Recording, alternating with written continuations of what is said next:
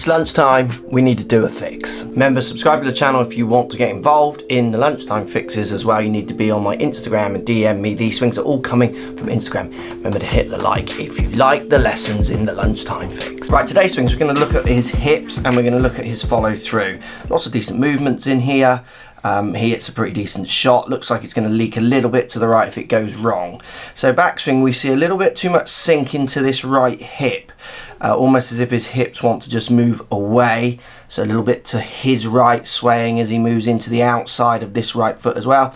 This then wants to get that club just standing up slightly on the downswing compared to what's going on the backswing, which makes him look like he wants to always have the path going, if anything, a little bit left, which is going to give him little cuts onto target. Pulls subject to what the face is doing, or he's going to lose it to the right if he doesn't control the face that well. Also, I want to just show you the follow through position in here as well. Let's clear these lines. I'm just going to split the screen here, and we've got Rafa on the left and obviously the student on the right. Look how high the student's elbow is compared to Rafa's, and then in turn look closely at the face. Very much different, so difference in the amount of face that we see. We actually see the face of the student, we don't see any of the face. In fact, we see the back of the club with Rafa.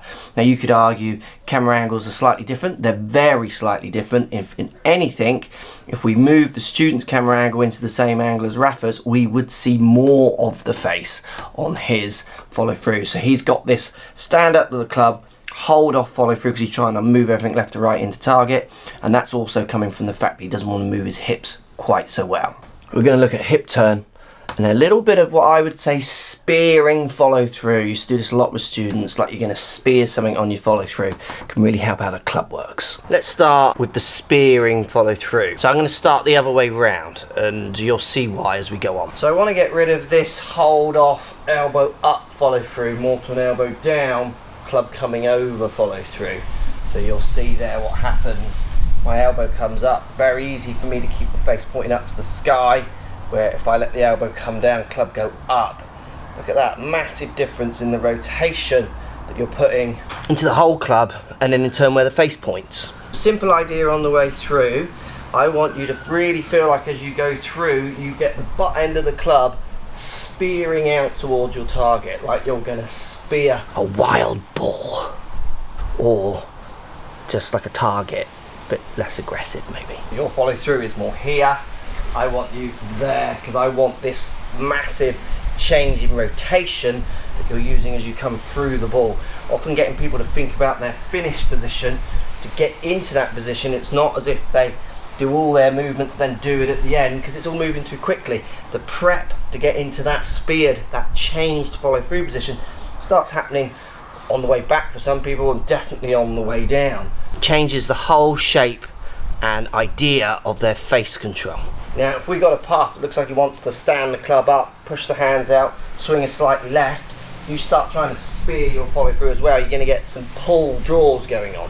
This gives you more chance, more desire to now change the hip position to try and move path. So think about this. If I make a backswing, as I make my backswing, I literally move behind the ball and then just turn and hit. I'm hitting so much on the out to in part of my impact, so hitting late as I hit that ball, so my path's travelling left by default by being behind it. Now you're obviously not stepping back or starting back, but the sway back, if you don't recover that sway, there's a good chance for 9 times out of 10 for most golfers, path tends to go a little bit left. Controlling low point gets hard as well. So rather than the backswing where we see you sink into the outside of the right foot, I want you to start making some backswings where you feel like you turn into the inside of your right foot. So turn your right hip back, let your right knee straighten up a little bit. You can let your left foot come up if you want a little bit more freedom of movement. But much more turning into the inside of this foot and then pushing off. That's going to get rid of the idea of you being back here and then turning, moving path left. If we do it this way, if I step forwards, I'm now hitting more on the in to out track, opposed to being behind it like you were, where you're on the out to in track, so going left track of your path. Getting you turning more into your right foot inside, even flat on it, is going to be so much better than you having this sway out. Other things you can do, really simple. This is an old trick. Get a ball under your right foot. So basically inside of my right foot's touching the ground, outside's now on the ball, and feel like you're turning against that ball and push off it. Anything you can do to try and get the feeling of moving everything more this way on the downswing. As long as you're spearing that follow through, will completely change the way you hit the ball. Completely. Success rate with this with students often is so high. There's actually a lot of good movements in there. We just need to get them more in relationship to the ball rather than doing them almost behind the ball. Let me know if that helps. Post comments down below. What are you having for lunch today? See you all on Monday.